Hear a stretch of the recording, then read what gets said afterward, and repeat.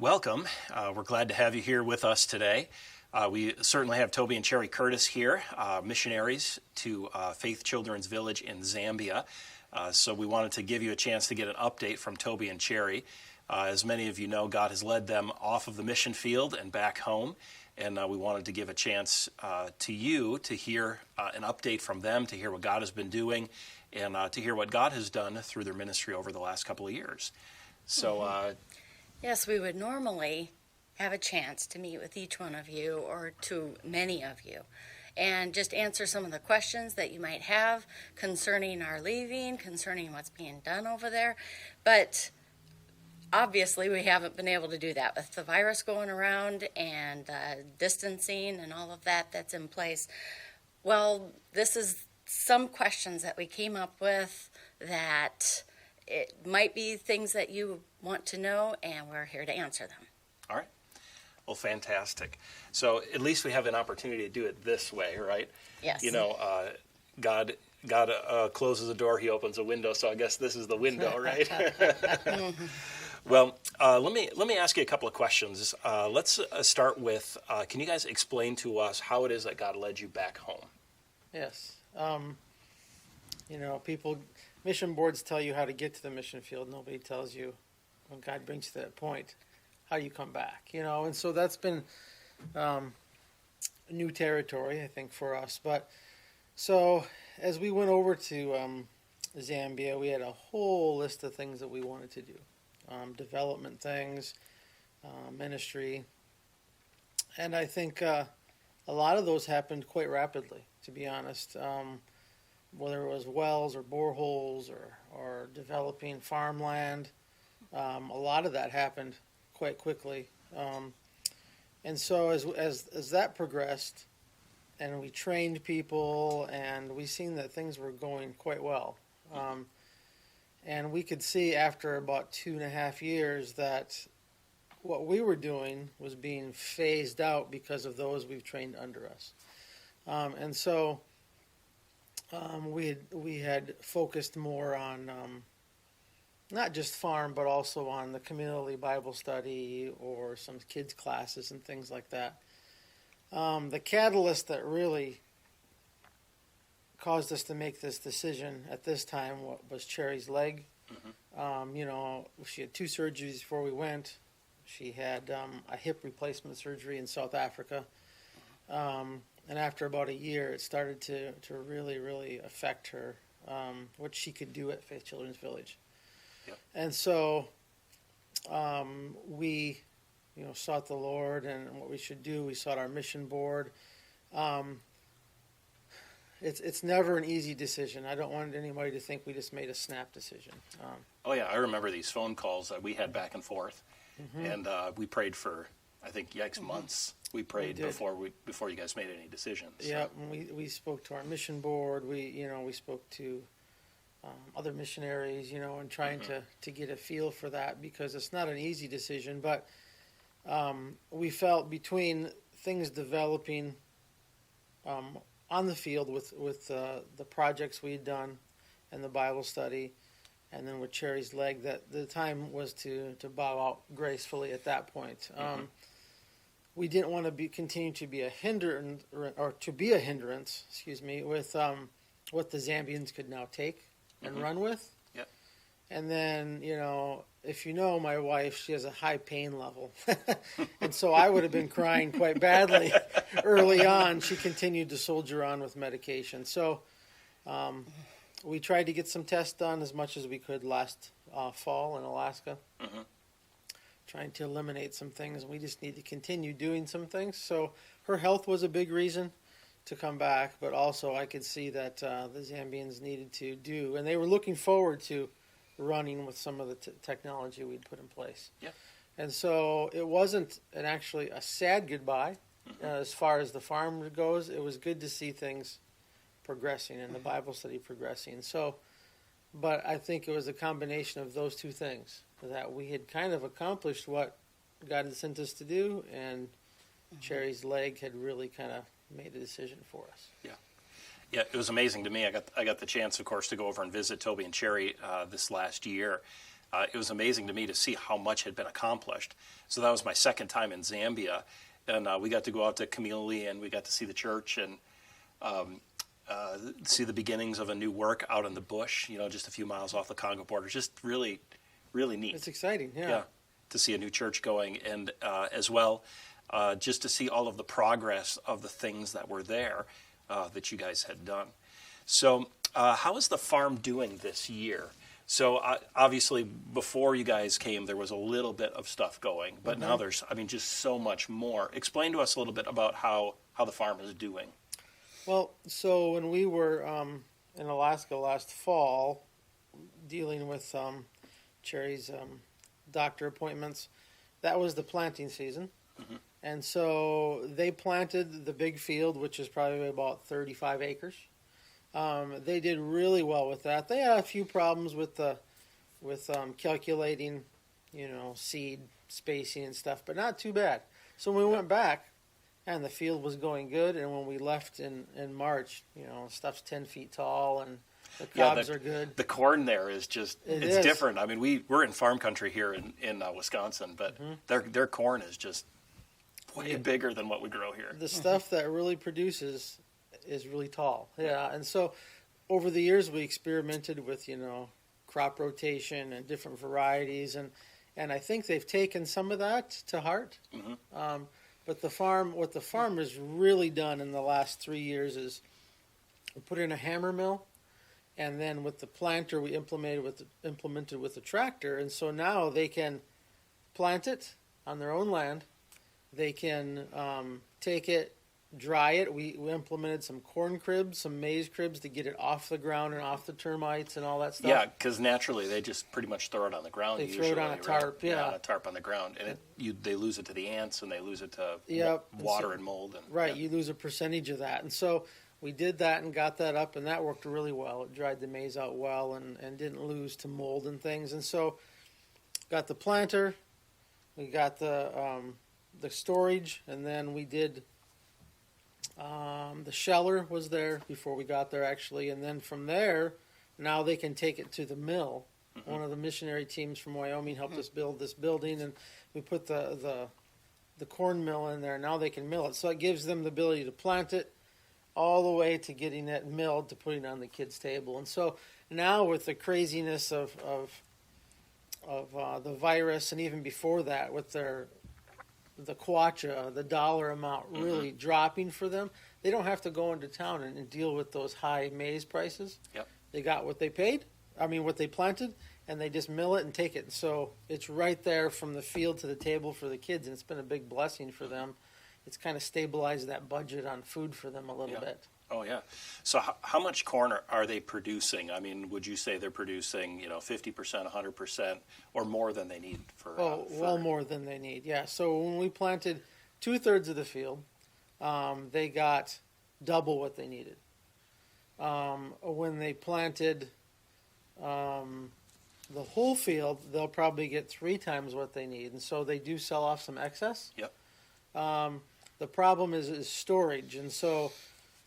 Once you shell the things, you got rats and you got bugs and weevils and all these things. And so they sell, and they probably keep, I think, about 250 kg bags, so 200, 100-pound bags. And that's more than they need, but it's enough now that they have more children. Mm-hmm. It does really well. So we've really tried to make from the beginning an efficiency in the maize, because that's their staple food, and so the corn. And we really have seen that since we got there in those 3 years, that it really took it to a new level of efficiency. Yeah. And so even I think they appreciated how it took less manpower and things like that to get it done. Mm-hmm. So it gives them more time to do other things. It saves them money, because that really gives them a food security. If you talk about these third world countries, food security is a real need, because they don't know where their next stuff's coming from. Yeah. Here it gives them a little bit more security. Yeah, the African bush, there's just not grocery stores all over the place, right? That they could just go to. No. So everything's a trip to town, or but having food, of course, produced on site is really cool. And so we did introduce other things like drip irrigation. 3 wells were put in for farming type use. The orchard, right? You guys plant an orchard. So we put an Yeah. orchard in of citrus and papayas and things that they can eat. And so, that's a long-term goal. And so they were starting to produce, like they had limes and some oranges last year and things like that. Yep. And bananas, and they had, a bigger section of bananas now. And so they have some of those things that, 5 years down the road will really be producing. Yep. And so vegetables are one of those things where different times of the year you grow different things. Yep. Because of the bugs or too much water or not enough water. So we're hoping the drip irrigation will stabilize some of that in the dry season. So, so there's a lot of usable technology that we've left behind that they understand how to use it, and so hopefully that'll go forward. Yeah, fantastic.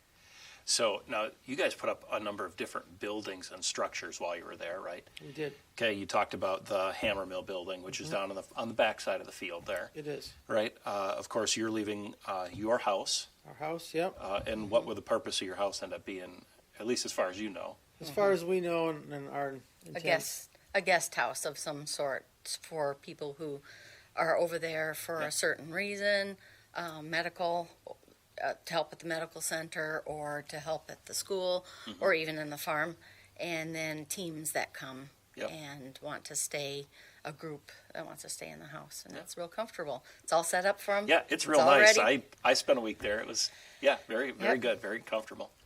I think that's a need that Faith Children's Village always had, was some place they could put guests. Yep.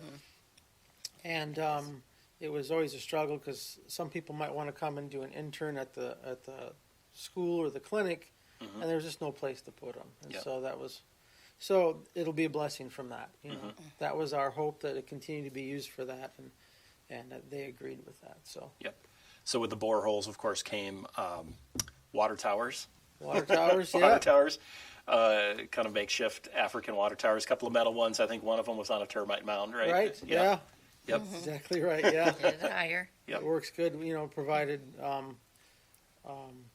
some of that water went to the church. Yep. The community church, so that some community water, but also for the churches, they have youth activities and things on the weekends.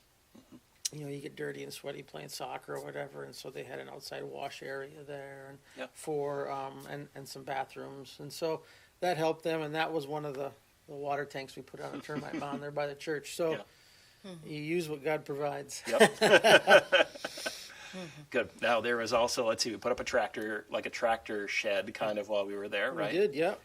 And then what else was there? I'm trying to remember. We built a training center for some tool storage and farm stuff, but also Cherie had a lot of quilting stuff, and we had welding stuff and things over there.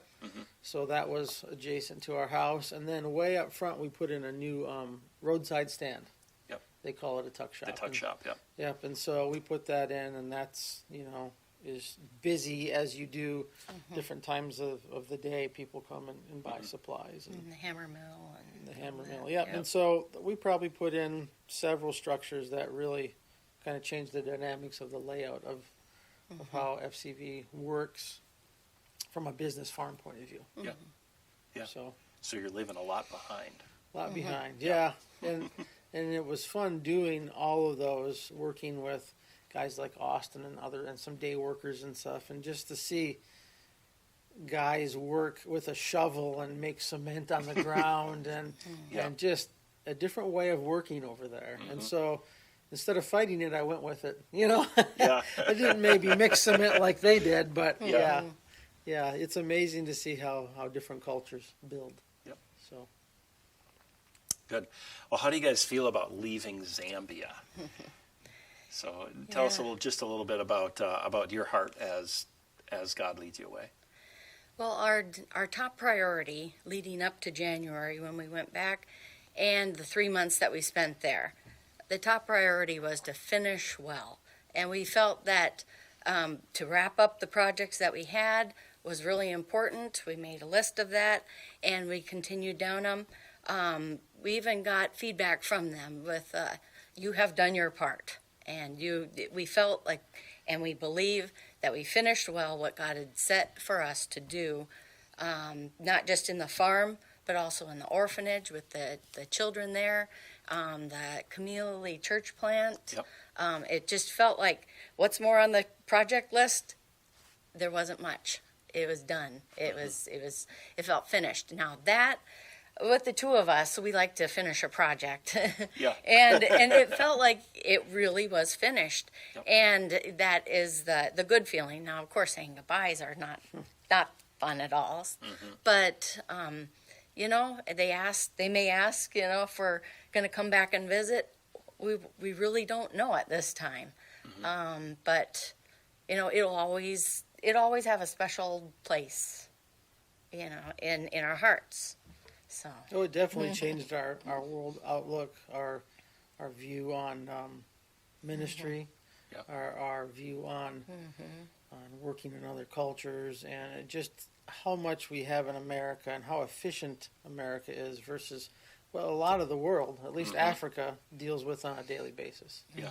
And so it was humbling, but also an educational thing to take away from, you know, a different type of pace of life. Yeah. You know, where maybe they're not, I mean, most of them don't wear watches, you know, and so they go by the sun or whatever. And so it's interesting to see how people not only survive but thrive in the culture that they're in. Yeah. Yeah. Very cool. So tell me a little bit about the church plant out in Camille. Now, FCV, if you know the area, is out. How far out in the bush? Probably if you drive out of the city there in Kitwe. You're probably about 6 miles, which takes you up to an hour to drive, depending on the road conditions. It's a really bad road. Yeah, because the roads are not smooth. It's either wet and bad or dry and bad, but it's always bad. Yeah, if someone gets stuck there, you go around this way, and so it's a long drive. Yeah. So you figure about 45 minutes to an hour out. Yep. Camille is another 45 minutes to an hour out, even further. And it's sitting about 6 miles from the Congo border, the closest area. And so it is quite remote. Yeah, I remember when our driver, who was driving us out there when we were there, showed us his cell phone. He picked it up and he held it out to us, and he looked and he said, "Hey, look at this!" And his cell phone said, "Welcome to the Democratic Republic of Congo." Yeah, because you're so close that you actually connect to the cell towers across the border. It's true. Yeah. So it's out there in the bush. It is. Yeah. Yeah, and so it was neat to see. You know, the first probably 6-8 months, I would drive our truck out. You know, and we would do some visiting at the homes and just kind of getting permission from some of the local leaders. Can we meet here? Can we use this school? Can we? And so that was interesting to see how welcoming that culture is to you know, to let you come and sit down and visit with them. But there was really this disconnect. It was too far to really ride a bike, and if I was in town, they couldn't. And so. A couple churches in Wyoming raised funds for motorbikes. And so this church plant, and Emmanuel, the young man that's going to Bible college, the Zambian, that he is going to be the pastor. Yep. And so it gave him a chance with the motorbike to be more independent of me. And he could go out and visit, and that really, really started to generate more of an ownership from the community. Yeah. Because here he is coming midweek, he's doing this, he's doing, you know, talking about baptism if they had classes or salvation questions in their home where they want to talk about it instead of only on Sunday. Yeah. And so that really has caused things to, I'm not going to say explode, but to in the pace of their culture, develop. And to really, I think, allow them to respect Emmanuel as far as a spiritual leader for them. And so that has been good. There's about 4 believers out there now. Yep. And so it's not really a church yet, but, you know, some people have gotten baptized. At least one has come into the main church and used that baptismal there, and some others have expressed interest. But he's really taken that community under his wing, and we know it'll continue to go on, because the Faith Baptist Kokolo, which is the sending church for him, has really backed him on that and tried to encourage him and to mentor him into this process. Yeah, so it's not you're not out there where there is no support. There is an established local church there that is really driving this plant, and you were just kind of, in a sense, providing support for. I was, yeah. So I enjoyed, teaching biblical truths on Sundays. We would rotate, me and Emmanuel, and it's all different through a translator, right? It's a different pace of speaking, but it was very good to see people respond to that, like teaching from Genesis or the book of Romans, and to say, hey, wow, well, that's what the Bible says. They didn't know that, you know, and to see it change some lives. And so that was exciting to be a part of. But we could see the more it progressed, the more it needed to be Zambian, you know. And so I didn't want to be this hindrance, as we went on. So that was part of the process that we could see, and of exiting out of that and really handing it over. Yeah, there can be over there sometimes a mentality of maybe getting external money or, Yes. And then kind of learning to rely on that. Yeah, and that's one thing we never did. Yeah, talk a little bit about that if you could. Yeah, that's one thing that I think, talking to other Zambians that have dealt with maybe missionaries or Western influence in the last 100 years, that if you lead someone to believe there's always going to be a handout, you create this dependency, and they'll never take ownership on their own. And when you leave, it's gone. And when somebody else comes, it's already damaged to the point where if you're not giving stuff, they're not going to follow or listen or whatever. And so from day one, working with the Zambian church that was sending us, we didn't give anything out. We didn't ask for them to give any money. So we always made sure this is not prosperity gospel. Which is a huge problem in Zambia. It's a huge problem. If you know the area, there are prosperity churches all over the place, they are definitely apostate. They're not another flavor of true Christianity. Right. They are not gospel preaching churches. Yeah. And so our goal right off the bat says, you'll never hear us ask you for money, for give us this and we'll give you healing, or all that kind of stuff that goes on. And so after a while, some people come and say, this is different here. You preach the Bible, but we don't see any, just you give us this, we'll give you that type of deal, I guess. And so, in fact, we never gave anything until you guys came out with the VBS, and the candy and stuff, which is totally fine in that context.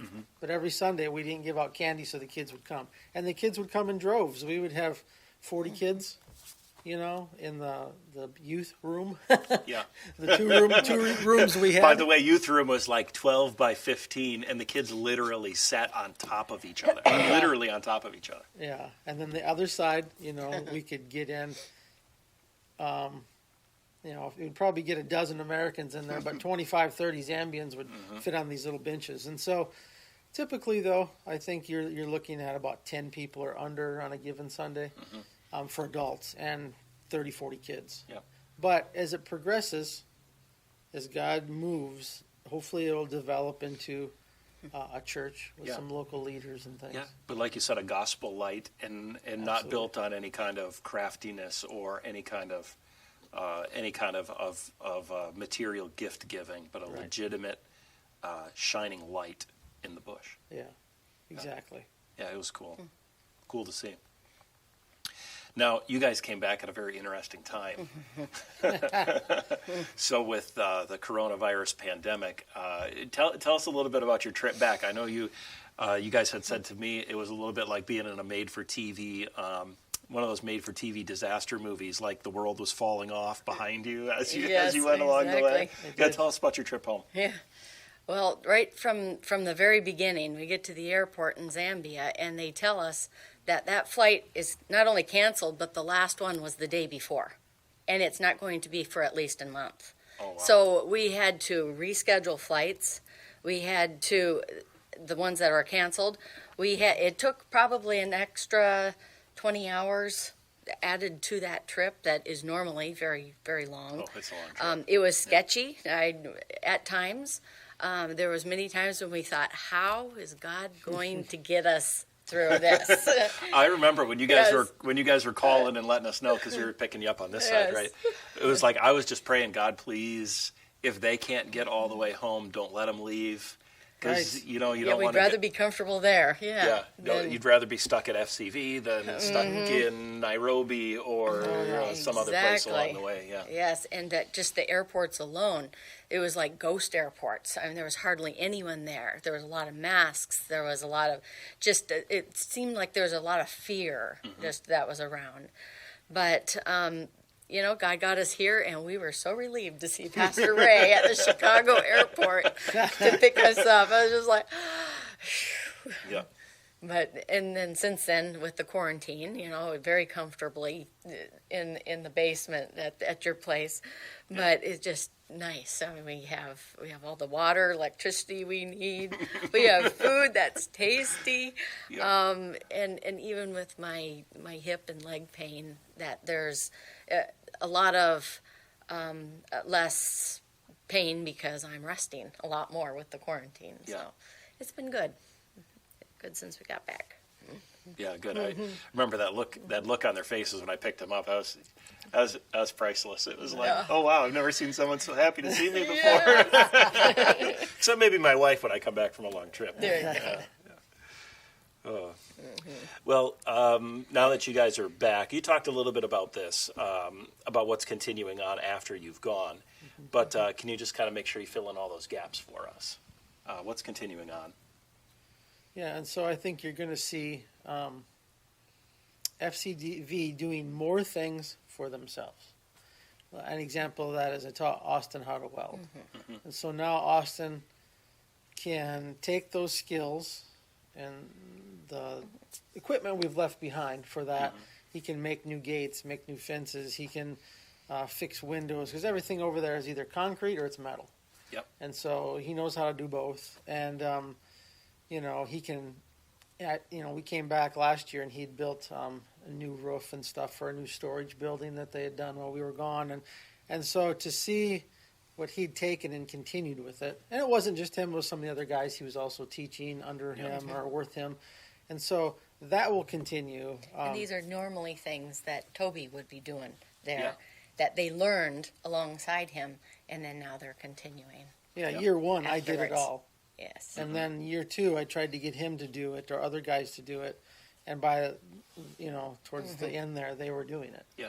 And so I didn't have to, Work yourself out of a job idea. Yeah, that's what we were doing. Yeah. So those type of skills will continue. I think, the tuck shop will continue. The hammer mill, obviously, they really, really like that. Yeah. That will continue. And the farming as well. So Well, and the hammer mill is not just for FCV, right? Right. Talk a little bit about that.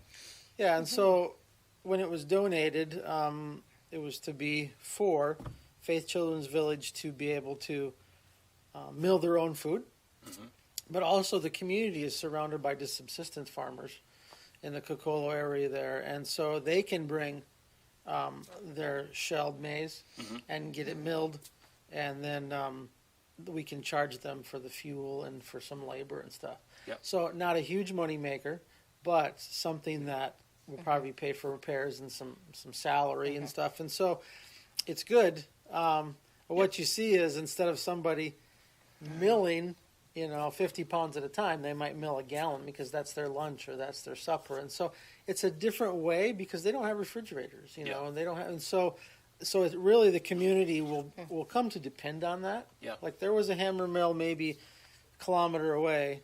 When that broke down, everybody would come to the FCV one. Yep. And so it's something that will continue there.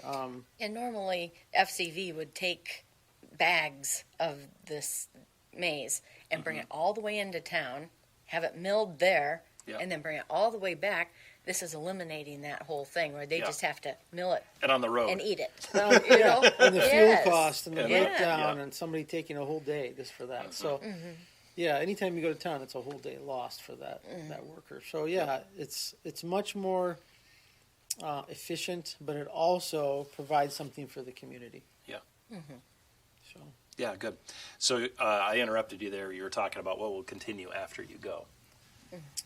Yeah, I think some other things that we've done. We've The done some. infrastructure alone will obviously Yeah. continue. Then Water, Yeah. running water. absolutely. Yeah, in more locations, right? Yeah, running water. You have Yeah. roads that we built, fences that we built.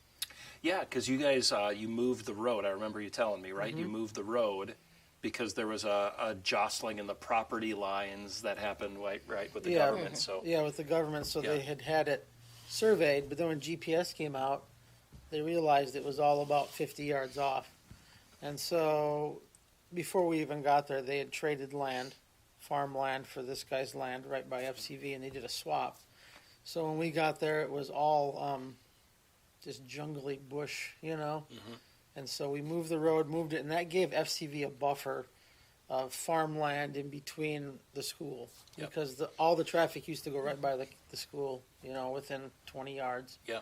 And so it really calmed that area down. Yeah. Dust, mud, all that stuff. So there's things that we did, infrastructure that I look at Google Earth now and I'm like, yeah, we did that. Or we took down a big, huge termite mound, which are quite huge. Oh, and they're hard. We were swinging a pickaxe on a termite mound. I don't know. Maybe I'll put some pictures or something in the video here afterwards. But Yeah. man, we were swinging at that. It looks like it's going to fall apart, but it is like rock solid. It's concrete, yeah. And so we, we tore a big one down and made a soccer field right by the couple of the houses there, so the younger kids could play within sight of the house moms. And so that's something, things like that seem small, but when you see the kids using it, and you're like, well, that was a big thing to them. Oh yeah. So swing sets and things like that. And many of the things that they say, as they look around there, they think of Toby and Cherie and just our time there and what we have made it better for them in the orphanage. Yeah, simple things like a It's chicken pen. all through, and we were there possibly because of sending churches like Lakeshore and people that have supported us faithfully and monthly. Yeah. And Yeah, one of the local pastors there at Pastor Wanisa, he's like, you guys, when we were saying goodbye, he goes, you guys came at just the right time. So just the right time for what they needed, and that's God's doing, right? Yeah. And so I think, Yeah, it was fun to watch God kind of move you through that process, even as He took you. And right? I remember standing on that property when we were talking about the Chande project. I remember standing on that Chande and just out in the middle of nowhere, Right. and thought it'll take years to be able to do anything out here, So when God moved you over to FCV and brought you into something that was already partially established, you guys Right. were already in that mindset already. Yeah, we hit the ground running because Hit the of ground that. running, yeah. Yeah. There was not this delay of a year or two of just trying to get a house or safety, I mean, and it felt good, all the way through. yeah. Yeah, the Lord is definitely in it. Yeah, it was neat to hear them say, wow, you really showed us things we didn't think were possible. And so I think they now want to continue with some of those possibilities. Yeah, so there's an investment in Yeah. infrastructure and in properties, in people, Yes, and people know. in supporting the church work. So, yeah, Yeah, we left some good friends. It was hard, whether they were fellow missionaries or our Zambians that we worked with. That was a difficult thing, But we look back at those times as God given and relationships developed, and we will see them again someday. Yeah. If not here in heaven, So yeah, praise the Lord for that. So you think you guys will go back and visit? It's hard to know at this point. We'll continue to check in on my leg, and we'll be established with jobs and stuff once we get back in. It would be good to have prayers for that, for anyone that wants to know what to pray for us about as we get established. And my leg pain, maybe getting to the bottom of that. And just continue to pray for Zambia, too. Yeah. Pray for the orphanage there and all the children. They had many new ones came at the very end, that last month. Yeah. And to just get them through that very godly orphanage and the director that's there. And Yeah. Yeah, as they I was impressed as I disciple. met with the guys there and heard their philosophy of ministry, and they have a uniquely Zambian way of doing ministry, right? They do. But I believe it's a godly way. You know, as you step back and look, you can see the Spirit of God moving and working, and I really believe it's a good organization there, good men, good women who are serving the Lord there. Yeah. It is, and it was nice to be able to not have say doctrinal differences. Yeah. You know, that would hinder ministry. You know, we believe the same thing, we preach the same truth. The kids, there was no confusion from the kids' side. Yeah. It was all a unified sharing of the gospel, and so faithful people still serving there. The virus has not affected Zambia like the rest of the Western world. I mean, Yeah. or South Africa or anything. I think I was looking yesterday, 3 confirmed deaths and under 100. You know, whether they're getting tested or not, but there doesn't seem to be, especially around FCV, there's not that panic and fear. Yeah. And so it's good to isolate the kids from that, you know. And you know, obviously schools and stuff are closed, but it's a unique time for them as well. The children are there all day, not just going to school. So I think there's opportunity for ministry from the church with the kids. There's opportunity, you know, for work projects and things. So, but pray for Zambia. They do not have health structure that we have. But overall, they seem to be doing well at FCV from what we've heard. So. Yeah. There's still snakes. We've heard that. The snakes are still prowling and stuff. But they know how to take care of those. So, yeah. And I think this harvest this year is going to be an amazing harvest from the maize we seen when we left the corn. I mean, it's going to fill up those corn cribs I built plus some. So it'll be good. And they'll be able to continue on with that. Yeah. Praise the Lord. Yeah. Now, where are you guys going from here? Like, what are your next steps? Yep. So we from here we're going to make our way up to Alaska. You know, Alaska's where Cherie's from. That's why I met her years ago. But our daughters have moved up there. Twyla moved up there last year. Carrie's been up there for several years. And so, you know, I think the older you get, the more you want to be around family. And so we're going to move up there. And I don't know what God has for us for jobs or for ministry, but you can't really predict anything, in you know, with the virus and stuff going on, you know. And so we'll see when the economy opens for jobs and things. But there are a few good churches we've visited up there already. Yep.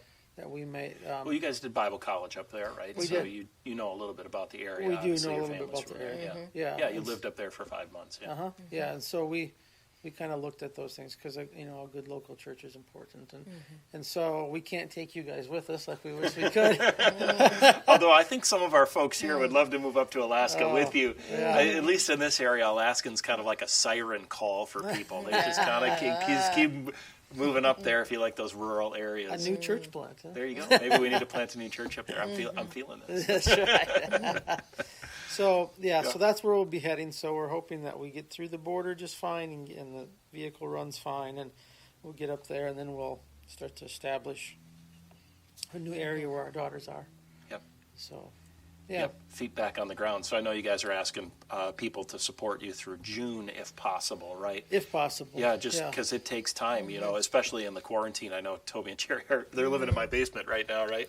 Because this is a place they could get here, and you know, I know they've been working hard. They've been phone calling and trying to get around and putting things together as much as they can. But I can tell you guys are just antsy to get moving. I know you're anxious to see the girls and get on the road and get there. Yeah. Yep. So, you know, we've been very, very thankful for you and your family and for your support during all these years, and as well as even you know now. Yeah. But we just want to thank the supporters, whether individuals or churches, for following God's leading and supporting us in Zambia. It's always humbling to see people give, you know, and give faithfully. Yeah. Month after month, year after year, or whether you did an annual or a special one time. It was always humbling to see that God called somebody to give to his work, and you're just kind of the conduit, you know? And so that was always an amazing thing. It still amazes me. And again, that changes us and how we view our giving in the future as well, because we're like, okay, God needs something done. We need to step up. And so I think a lot of things about the mission field change the way you view ministry. Yeah, I know even short trips They do. change your perspective, right? They do. So I know what God has done in you guys over the last 3 years has changed you. I can even remember when I first met you.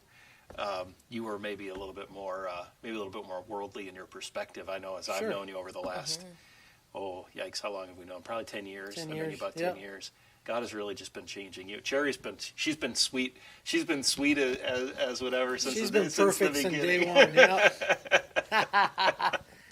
But it's been fun to watch from a pastoral perspective. Fun to watch God really transform you over these years.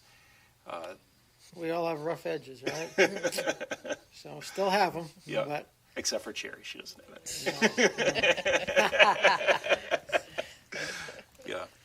So we thank the Lord for what He has done. Amen. You know, I was counted a blessing to be able to be a part of what God has been doing with you guys over these last few years, and to just watch God work. Yeah. So, and to see what He has done to answer the prayers of the Zambians, to involve you guys in ministry, really to grow all of us in faith Amen. through this process. So, yeah, it's been so much fun. It has. Yeah. Wonderful. Well, we thank you. Well, if anyone wants to get a hold of you, if they want to contact you personally, what's the best way for them to get a hold of you, contact you personally? Right now, as we're transitioning around, probably our email. Okay. So most of you have that. It's curtist@globaloutreach.org. Okay. And so, And how long will that stay active? I would probably say they'll let us keep that to the end of the year, I would guess. Okay. So, and then we can inform people after that. Okay. Yep. All right, sounds good. Well, thanks for spending time with us today, and I know those of you who are watching this, I hope you've been able to see just the glory and wisdom of God at work, because He is at work not just where we live, but He is at work all over this world, doing things that are glorious. And if you can just see just a small glimpse of what God is doing, it just helps us to respond in even greater praise and greater thanksgiving, because God is doing His work and He's using us to do it, and it's fun to be a part, isn't it? Amen. It is. Yeah. Well, thanks, guys. Yep. And we trust that as you go forward, the Lord will engage you in new ministries. And Never say never. who knows? Who knows what God is going to do? Yeah. Amen. All right. Thank you. Thank you.